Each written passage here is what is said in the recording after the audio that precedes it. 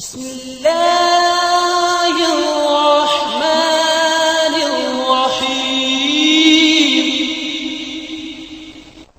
الرحيم الحمد لله رب العالمين وصلى الله وسلم وبارك على عبده ورسول محمد وعلى آله وصحبه أجمعين وعلى من تبعهم بإحسان إلى يوم الدين أما بعد. حافظ ابن حجر رحمۃ اللہ علیہ نے بلوغ المرام کتاب الجامع باب الادب میں پہلی حدیث ابو ہریرہ رضی اللہ تعالیٰ عنہ کی نقل کی. نبی اکرم صلی اللہ علیہ وسلم نے فرمایا، صحیح مسلم کی حدیث ہے، مسلمان کے مسلمان پر 6 حق ہیں. پہلا حق یہ کہ ملاقات ہو تو سلام کرے، دوسرا حق یہ کہ دعوت دے تو قبول کرے، تیسرا حق یہ ہے کہ رہنمائی طلب کرے تو اس کی صحیح رہنمائی کرے، چوتھا حق یہ ہے کہ چھینک کر الحمدللہ کہے تو جواب میں یرحمک اللہ کہے، پانچواں حق یہ ہے بیمار ہو تو اس کی عیادت کے لیے جائے.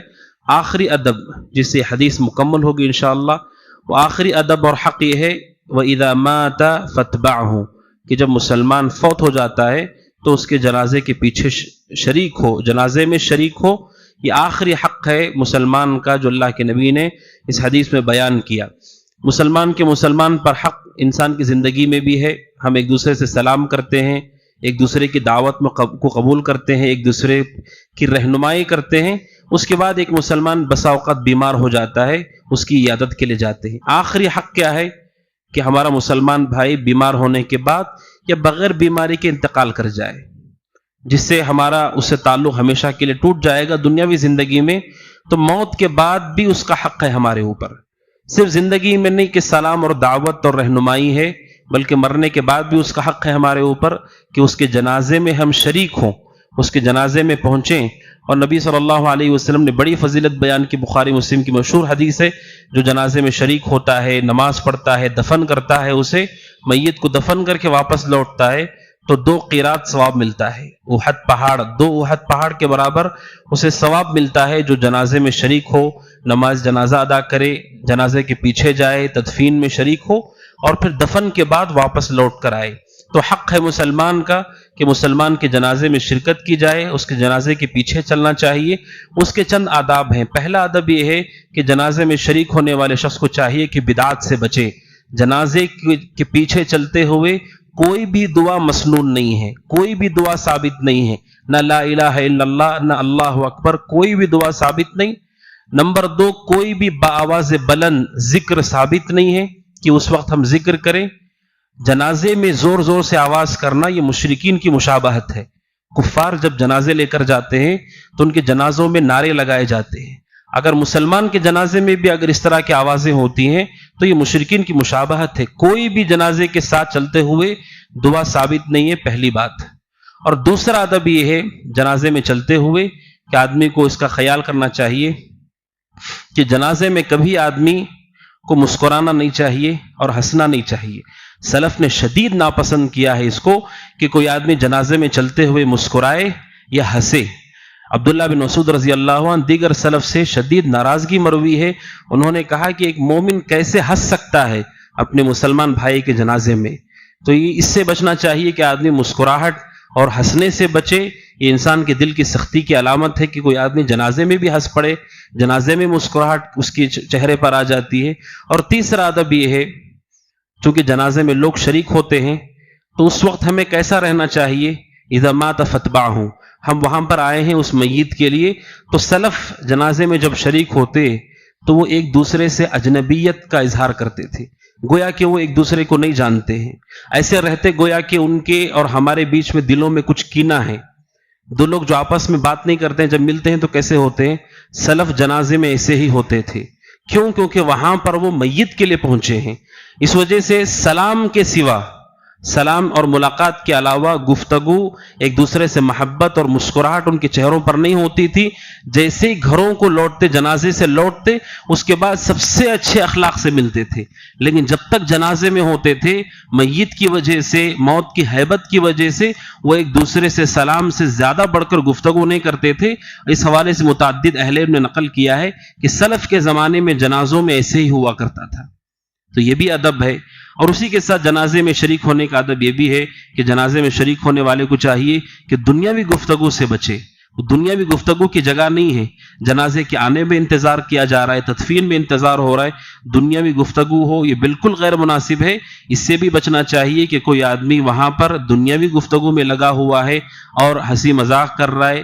اور سختی کے ساتھ بعض اہل علم نے کہا موبائل فون کا استعمال، کہ وہاں قبرستان میں بھی کھڑے ہو کر کے جنازے کے پیچھے چلتے ہوئے فون پر بات کر رہا ہے، اپنے تجارت کے لیے بات کر رہا ہے. الا ہے کہ بہت ضروری کوئی گفتگو ہو، دنیاوی گفتگو کا اس وقت اس جگہ پر ادا کرنا دلالت کرتا ہے کہ ہمارے دل میں ہمدردی اور موت کی ہیبت نہیں ہے. بعض سلف کے بارے میں ہے کہ وہ کسی جنازے میں مسلمان کے جا کر آتے تو وہ شام کا کھانا نہیں کھا پاتے تھے، اس کے ہیبت اور موت کی سختی اور آنے والے زندگی کی فکر کرتے ہوئے. آدمی وہیں پر دنیاوی زندگی کی گفتگو میں لگا ہوا ہے تو اسے پتہ چلتا ہے کہ اس نے موت سے عبرت نہیں لی ہے. تو ایک اہم ادب یہ ہے کہ انسان جنازے میں جب شریک ہو تو وہ اس میت کے حق میں دعا کرے اور ساتھ میں اپنے آنے والی زندگی کی فکر کرے کہ ایک آدمی جو خود مرنے والا ہے ایک ایسے آدمی کے جنازے میں شریک ہوا ہے جو فوت ہو گیا، یعنی ہم اس سلسلے میں لگے ہوئے ہیں. ایک آدمی ہم سے پہلے گیا ہے، اس کے بعد ہم جائیں گے، اس کے بعد ہماری نسلیں جائیں گی. اسی طرح اللہ سبحانہ و تعالیٰ اس زمین کو چلاتا ہے یہاں تک کہ قیامت قائم ہوگی. تو انسان جنازے میں شریک ہو تو اپنے انجام کی فکر کرے اور دیکھے کہ ہم نے اس کے لیے کیا تیاری کی ہے. نبی اکرم صلی اللہ علیہ وسلم اور صحابہ احادیث میں جب ہم غور کرتے ہیں تو پتہ چلتا ہے جو روایتیں جنازے سے متعلق آئی ہیں ان میں بہت کم گفتگو مروی ہے. جن حدیثوں میں جنازوں کا تذکرہ آیا ہے، میت کی تدفین کا تذکرہ آیا ہے، وہاں پر گفتگو کم مروی ہے. الا یہ کہ اللہ کے نبی نے بہت ساری احادیث بیان کی ہیں لوگوں کے علم میں آنے کے لیے، ورنہ گفتگو اس میں بہت کم ہے، اس وجہ سے کہ وہ عبرت حاصل کرتے تھے جنازوں کو دیکھ کر. تو یہ آخری ادب ہے مسلمان کا، مسلمان پر حق ہے کہ جب وہ دنیا سے رخصت ہو اس کے جنازے میں شریک ہونا چاہیے. اور اس کے جنازے میں شریک ہونا فرض کفایہ ہے، یعنی چند مسلمانوں کا شریک ہونا ضروری ہے. اگر کوئی بھی مسلمان جنازے میں نہیں گیا کسی کے تو سارے کے سارے مسلمان گنہگار ہوں گے. جنازے میں شرکت کرنا فرض کفایہ ہے.